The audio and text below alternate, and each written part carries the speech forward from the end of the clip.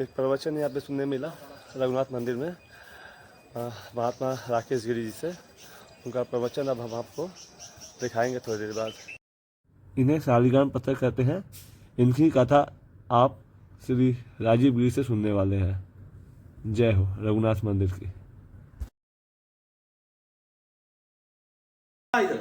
तो इतने सारे शालिग्राम क्यों हैं? क्यों है बताओ ना, हमें तो पता नहीं है। भगवान शंकर की कितनी प्रदक्षिणाएं होती है? शंकर जी को अर्धनारीश्वर कहा जाता है। उनकी आदि परिक्रमा होती है। जो उसकी जलधारा है उसको पार नहीं किया जाता। उनकी जब हम जल चढ़ाते हैं तो जल चढ़ता है तो नीचे से गिर गुजरता है तो गंगा जल बन जाता है। और गंगा को मैया कहते हैं। तो मर्यादा को पार नहीं करना। जो मर्यादा को पार करता है उसका पतन होता है। ठीक है, इसीलिए उसकी जलधारा को पार नहीं किया जाता, मैया को पार उल्लंघा नहीं जाता। ऐसे ही विष्णु भगवान जी की 4 प्रदक्षिणाएं होती हैं। सूर्य भगवान की 7 प्रदक्षिणा होती है और दुर्गा की 1 प्रदक्षिणा होती है। ऐसे ही एक शालिग्राम की जो प्रदक्षिणा है वो कितनी है? 12.5 लाख। अगर 1, 2, 3 या 5 यहाँ पे होंगे तो आप कितनी प्रदक्षिणा करोगे? पॉसिबल है कि आप इतनी प्रदक्षिणा करोगे? जब ये मंदिर बना था तो उस समय विद्वानों ने का ये मत था कि अब इस मंदिर में 12.25 लाख शालिग्राम लगाएंगे। कितने लगाएंगे? 12.25 लाख। वो इसीलिए कि जो भी यहाँ पे आएगा हमारे इस मंदिर की 1 प्रदक्षिणा करेगा दर्शन के लिए। बात करते हुए जाएगा, कैसे भी जाए, लेकिन उसकी कितनी प्रदक्षिणा हो जाएगी? 12.25 लाख हो गई। पॉसिबल हो गया। अब उसका फल क्या है? कई अश्वमेध यज्ञ करने से जो पुण्य की प्राप्ति होती है ना, वो इस मंदिर की 1 परिक्रमा करने से आपको प्राप्त हो जाती है। इसीलिए इस मंदिर में 12.25 लाख शालिग्राम। अब शालिग्राम की क्या है? विष्णु भगवान का भगवान विष्णु जी को श्राप दिया था। भगवान विष्णु को श्राप मिला था कि आप पत्थर बन जाएं, पत्थर रूप में पूजे। तो पत्थर रूप में ये शालिग्राम जी। किसने श्राप दिया था? ये वृंदा ने श्राप दिया था। बैठ जाओ। ये वृंदा थी, जलंधर की पत्नी थी, नागलोक की कन्या थी। उन्होंने श्राप दिया था भगवान विष्णु को, पत्थर बन जाए। क्यों? क्योंकि उसका जो पति जलंधर था वो एक दैत्य था, राक्षस वृत्ति का था। देवताओं और राक्षस में क्या हुआ? युद्ध हुआ। ठीक है, और वो इतना शक्तिशाली था जैसे भगवान शंकर। भगवान शंकर का ही वो आंशिक है जलंधर, उनका स्वरूप है। ठीक है, जैसे कार्तिक गणेश जी हैं वैसे ही जलंधर भी एक है। लेकिन इतना शक्तिशाली था और साथ में उसका संरक्षण करने वाले नारायण थे। ठीक है, क्योंकि वृंदा जो थी वो विष्णु भक्त थी। हाँ, तो उन्होंने वरदान रूपी में नारायण से वरदान के रूप में अखंड सौभाग्यवती होने का आशीर्वाद मांगा। तो अखंड सौभाग्य कब रहेगा? जब उसका पति अमर रहेगा, सुहाग बचा रहेगा। जब उसका पति अमर रहेगा। तो अमर तो कोई है नहीं। ठीक है ना, इसीलिए नारायण ने वृंदा को ये आशीर्वाद दिया कि जब तक तुम पति प्रदा हो तो तुम्हारा पति तो आपका स्वाग जो है वो अमर रहेगा। उसकी रक्षा मैं स्वयं करूंगा। तब देवासुर संग्राम में शंकर के साथ जलंधर का युद्ध हुआ उस समय, तो शंकर जी बड़े बड़े शस्त्र चलाने लगे और वहां पे उसकी शक्तियों को रोकने के लिए सुदर्शन चक्र आता था, दिखाई देता था। फिर भगवान शंकर ने नारायण जी पूछा, भाई क्या कर रहे हो? आप इसकी रक्षा कर रहे हो तो ये मरेगा नहीं। जब ये मरेगा नहीं तो अधर्म जीतेगा, धर्म हार जाएगा। तो नारायण जी ने उसका एक युक्ति निकाली। वो खुद जलंधर का रूप धारण कर लिया उन्होंने और चले गए महल में जहाँ वृंदा थी। वृंदा पूजा कर रही थी अपनी। उसको मालूम था कि मेरे पति देव युद्ध में गए हैं तो उसकी रक्षा के लिए मैं विष्णु यज्ञ करती हूँ। वो वहाँ पे बैठी हुई थी। तो जलंधर जी जब आए तो उन्होंने कहा, वृंदे हम युद्ध जीत के आए हैं। तो वृंदा ने युद्ध को अपना अनुष्ठान जो है वो समाप्त किया और उड़कर भगवान विष्णु को, जो जलंधर के रूप में थे, उनके चरणों को पति भाव में, मन में पति भाव में नारायण जी के पांव को हाथ लगाया, पति मान। ठीक है। तो यहाँ पर उसका जो पति का धर्म है वो क्या हुआ, खंडित हो गया। जहाँ खंडित हुआ वहाँ शंकर जी ने त्रिशूल चलाया और जलंधर का मुंडी काट कर उसी महल में गिरी जहाँ वृंदा थी। जब उसने देखा कि ये जलंधर की है तो ये कौन है साक्षात, तो नारायण जी स्वयं अपने रूप में आ गए। तो जब उन्होंने ये देखा वृंदा ने, तो वृंदा ने फिर श्राप दिया था भगवान नारायण को कि आपका दिल पत्थर का है, मैं आपकी भगत हूँ, आपने मुझे एक साथ दे दिया और दूसरे साथ मेरे साथ छल किया, इसलिए नारायण को शल्य भी कहते हैं। हाँ, धर्म के लिए उन्होंने कहा ना, यदा यदा ही धर्मस्य ग्लानिर्भवति, कि धर्म की को द्वारा पुनः स्थापना करने के लिए मैं सब कुछ कर सकता हूँ। ठीक है। इसीलिए उन्होंने धर्म की रक्षा के लिए ये अपने भक्त के साथ छल किया। फिर वृंदा ने उनको बोला कि आपका हृदय पत्थर का है, इसलिए आप पत्थर ही बन जाएं। और नारायण जी स्वयं पत्थर रूपी बने, जिन्हें हम शालिग्राम कहते हैं। तो जो वृंदा थी वो जलंधर की गर्दन लेकर सती हो गई। तो जब सती हो गई तो उसकी तो छेच बचे, राख तो बची। उसी राख में से पौधे निकले, तुलसी। हाँ। लेकिन वृंदा पति भाव में एक क्षण के लिए भगवान को अपना पति माना, उसने माना ना। तो नारायण जी ने उसका कल्याण किया। आपने एक क्षण के लिए मुझे अपना पति माना है, तो काल युग में हर बार तुम्हारे से मेरा विवाह होगा। वही तुलसी विवाह होता है। ठीक है। इसीलिए तुलसी विवाह किया जाता है, हर बार, हर साल होता है, बार बार होता है। भगवान नारायण को तुलसी बहुत प्रिय है। कुछ मत चढ़ाओ उनको, तुलसी चढ़ा दो, खुश हो जाते हैं। ये है शालिग्राम जी। अब शालिग्राम जी जो है नेपाल में गंडक नदी है, ये उसी नदी में क्यों बहते हैं? गंगा नदी सबसे बड़ी नदी है, पवित्र है। जो भी जहाँ वहाँ जाता है, स्नान करता है, पवित्र हो जाता है, पाप धुल जाते हैं। लेकिन वहाँ क्यों नहीं है? वहाँ शालिग्राम क्यों नहीं रहते? तो गंडकी नदी में ही क्यों निकलते हैं? नहीं, ये एक सतयुग की बात है। जो गंडकी, जिसका नाम गंडकी था, वो एक स्त्री थी। उसका कल्याण करने के लिए नारायण ने उद्धार किया था उसको। गंडकी एक वैश्य थी। ठीक है। वो वैश्यवृत्ति करती थी भगवान नारायण की। उन्होंने कहा है कि अगर वो कसाई भी है लेकिन भगवान का ध्यान तो करता है, भाई एक सेकंड के लिए भगवान को याद करेगा। ठीक है ना। भाव अलग है, कर्म अलग है। कर्म तो करना पड़ता है, धरती पे जो आता है उसको कर्म करना पड़ता है। वो भाई भगवान खुद हो। ठीक है ना। तो कर्म तो उसने किया, लेकिन भाव जो है भगवान का भी है। तो उसने माथा तो वो भी टेकता है उसको, कोई भी हो। ऐसे ही गंडकी वेश्यावृत्ति करती थी, लेकिन भगवान की पूजा भी करती थी। भगवान को कहती थी कि प्रभु मुझे दर्शन दो।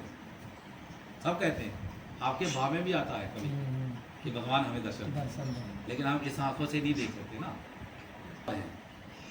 निराकार उनका आकार नहीं है, क्या कोई आकार नहीं, लेकिन साकार है। हम सिर्फ महसूस कर सकते हैं। तो किस प्रकार? जल का कोई आकार नहीं है, जिस बर्तन में डालोगे वैसा आकार मिलेगा। ठीक है। भगवान भी ऐसे ही है।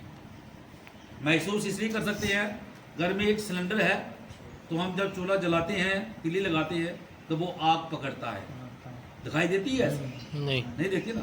जब आग लग जाती है तो हम ये कहते हैं इसमें गैस है, महसूस करते हैं। और जब नहीं पकड़ती है तो ये खाली है। खाली है। ये ही है, भाव में ही शिव है और भक्ति में ही पावर है। हाँ। ठीक है। और उस गंडकी ने ऐसे ही भाव से कर्म कर दिए थे। एक दिन उस गांव में संत जी आ गए। जब संत जी आते हैं वो गांव में गृहस्थ आश्रम में नहीं जाते, गांव से दूर चौराहे में हो जहाँ पेड़ लगे हो, छायादार पेड़ हो, वहाँ जाते, वहाँ बैठ जाते हैं, अपना आसन लगाते हैं। ठीक है, भगवान का ध्यान करते हैं। वहाँ वो आए, उन्होंने अपने आसन लगाया, बैठ गए। ठीक है, कुछ इनके लिए वो जाते हैं गांव में, भिक्षा लेके आते हैं, जो मिलता है खा कर फिर बैठ जाते हैं। इकट्ठा नहीं करते, ये नहीं है कि 10 दिन के लिए इकट्ठा कर रहे हैं, ऐसा उनके उसमें आचरण में नहीं आता है। संतों देने वाला वो है, वो पाले, उस पर उसकी इच्छा और व्यक्ति रहती है कि वो देंगे तो सबको देते हैं, खाली किसको नहीं सुलाते, भूखे किसको किसी को नहीं सुलाते, ऐसी उनकी प्रवृत्ति होती है। तो वो बैठ गए, 1 दिन हो गया, 2 दिन हो गया, 3 दिन हो गया। तो जब जो कोई संत बैठे होते हैं ना, जो लोग देखते हैं, फिर वो बात करते हैं, घर घर में चर्चा होती है कि हमारे गांव के पास एक संत जी बैठे हैं, तो चलो हम उनसे जाएंगे, कुछ अपने घर की प्रॉब्लम बताते हैं कि हमारी लड़की शादी नहीं हो रही है महाराज, कुछ बताओ उपाय, हमारे लड़की की नौकरी नहीं लग रही है, घर में और वृद्धि होती है कुछ भी। और कुछ लोग जाते हैं कि प्रभु हम ऐसा काम करते हैं, कोई हमारे मोक्ष के लिए, आगे जीवन हमारा सफल हो जाए, ऐसा कोई उपाय बताइए। तो जब जाते हैं देव गुरु, तो गुरु ब्राह्मण माता पिता जब इनके पास जाते हैं खाली हाथ नहीं जाते, घर में कुछ भी हो, कोई आटा ले लिया, किसी ने चीनी ले ली, जो भी उस पर थोड़ा थोड़ा सा लेके गुरु के चरणों में रखा और बैठ गए। यही बात उस वेश्य के पास भी कानों में पड़ी कि वहाँ पे हमारे महात्मा जी कोई आए हैं, तो सभी लोग जाते हैं, तो उसने कहा हम भी जाएंगे, वो भी चली गई। और जिसका जो जैसी होती है ना, वो एक साइड पे बैठ जाती है, बिल्कुल पब्लिक के बीच में नहीं बैठती। ठीक है, एक साइड पे बैठ जाती है, गिलानी मतलब थोड़ा होता है उनमें मन में जब ऐसे है।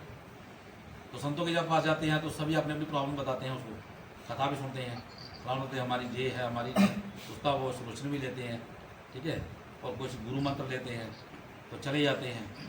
और कुछ कईयों ने ऐसा होता कोई विशेष बात पूछनी हो तो वो लास्ट में जाते हैं, जब सब चले रहते हैं ना फिर बाद में जाते हैं।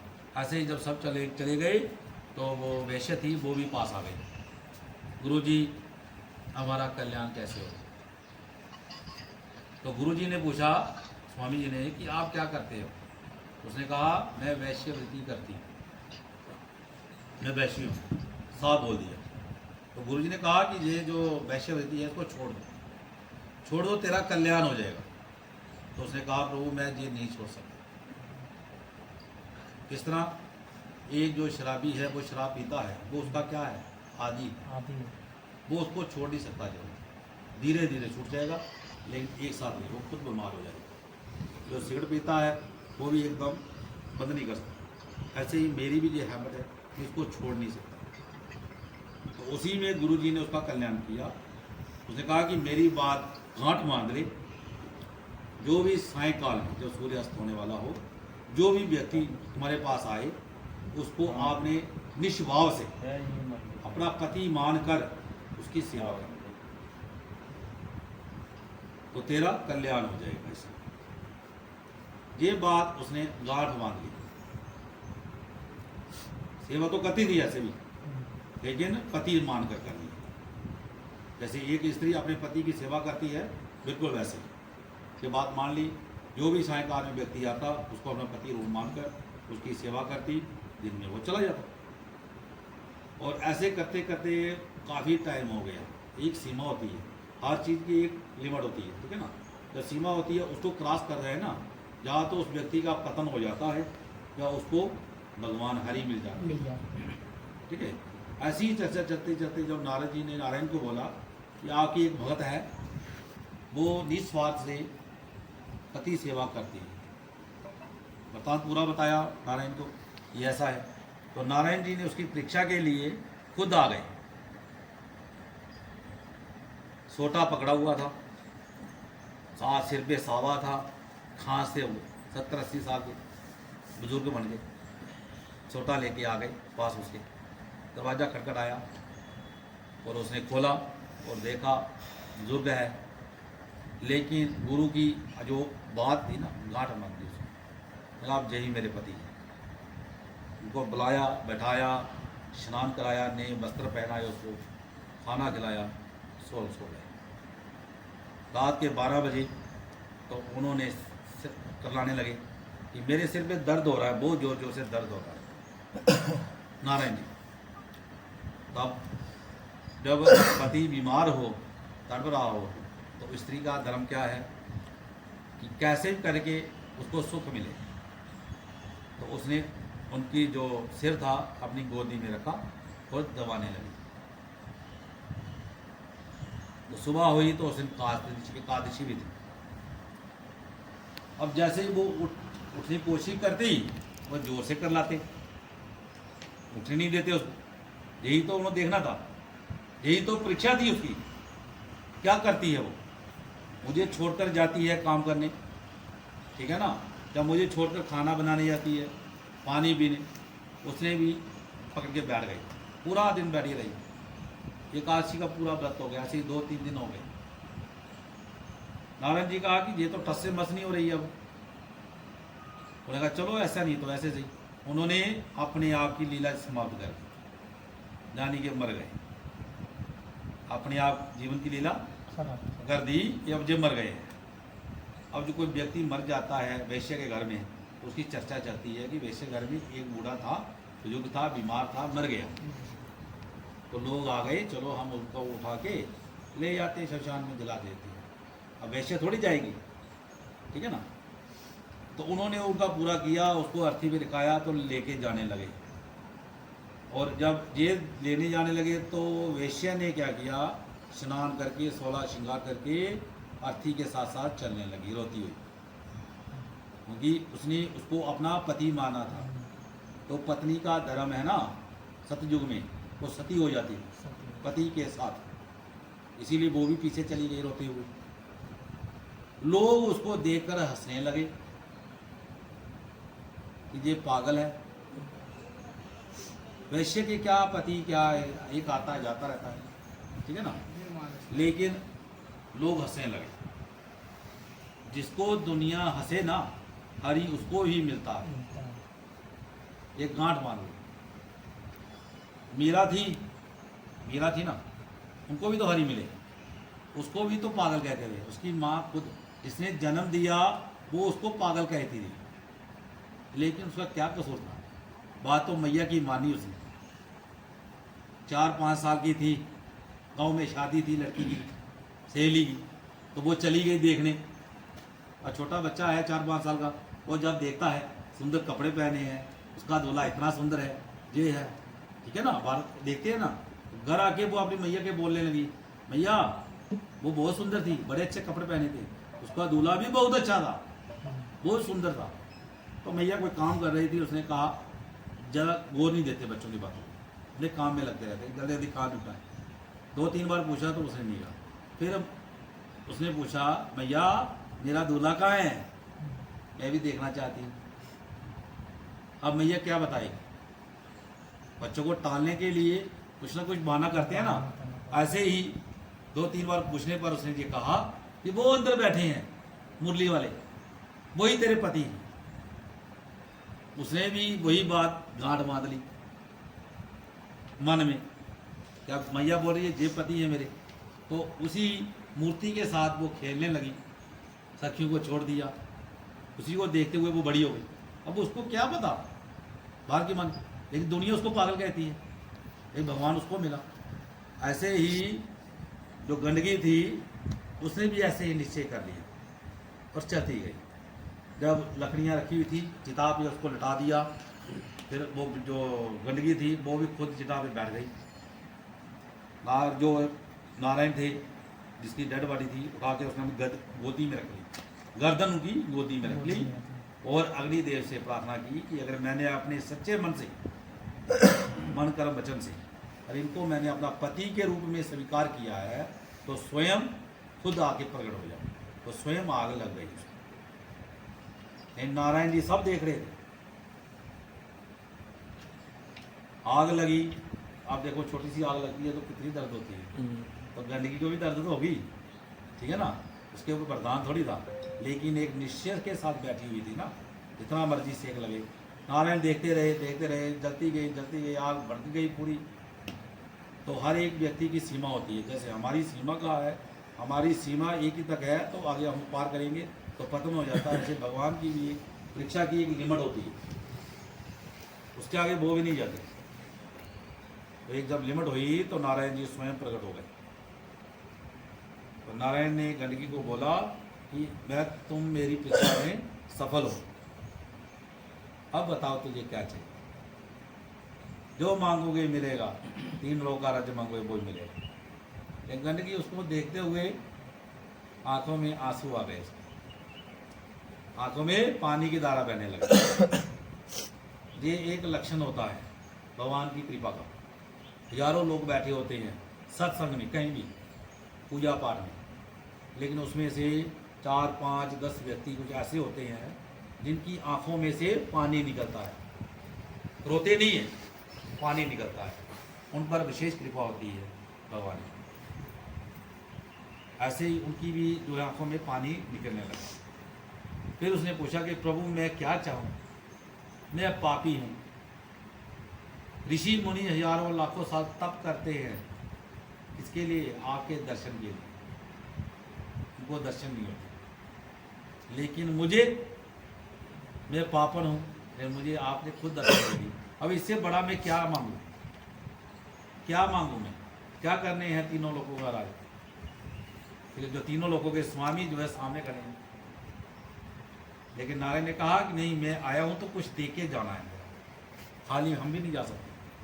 तो फिर नारायण ने उसको वरदान दी। वरदान में उसने क्या मांगा गंडकी ने कि प्रभु जैसे आपके मुख जो है, चरण जो है वो लक्ष्मी के पास है, चरणों का स्थान जो है वो उनकी पत्नी लक्ष्मी जी के पास है। तो जो मुखमंडल है आप सदा के लिए ऐसे रहो, ताकि मैं आपका मुखमंडल निहारती रहूं, देखती रहूं। तो नारायण ने कहा तथास्तु।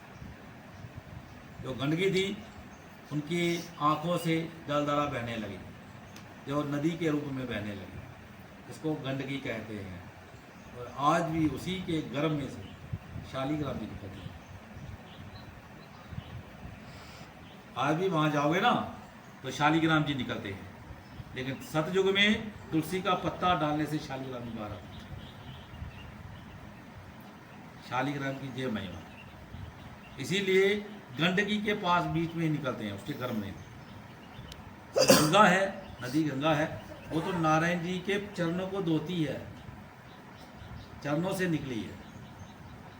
हम जो मंदिर में जाते हो, आप चरनामा लेते हो ना, तो नारायण शालिग्राम ठाकुर जी का स्नान की ओर जल होता है। जिस जल में उनको स्नान हो जाता है उसको हम गंगा जल कहते हैं।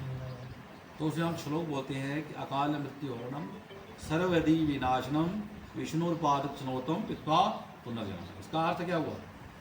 अकाल मृत्यु हरणम, जैसे आम के पेड़ पर फल लगता है ना, जब बिल्कुल पक जाता है तब वो गिरता है, ऐसे ही हमारा जो शरीर है आम रूपी, ठीक है, इसका पूरा जितना जीवन हम लेके आए हैं, पूरा भोग कर संसार में, फिर हम इसको छोड़े।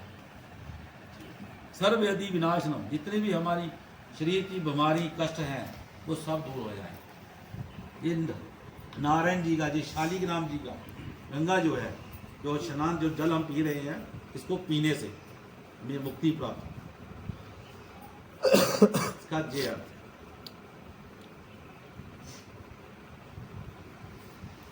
इसका बड़ा महत्व है शालिग्राम जी। ये चलित मान है, एक जगह ऐसे रख कर पूजा की जाती है, इसमें साक्षात नारायण का वास है। मूर्ति की प्राण प्रतिष्ठा होती है, फिर पूजा होती है। शिवलिंग को एक जगह स्थापना करके पूजा की जाती है। शालिग्राम को आप कहीं भी ले जाओ, आपका मन है इधर पूजा करके, तो दूसरे दिन कहीं बिजनेस भी दूर जाना पड़ता है, तो अच्छे कपड़े में डालकर वहाँ ले जाओ, वहाँ साफ सफाई करके गाड़ दे, उनका पूजेंगे नारायण।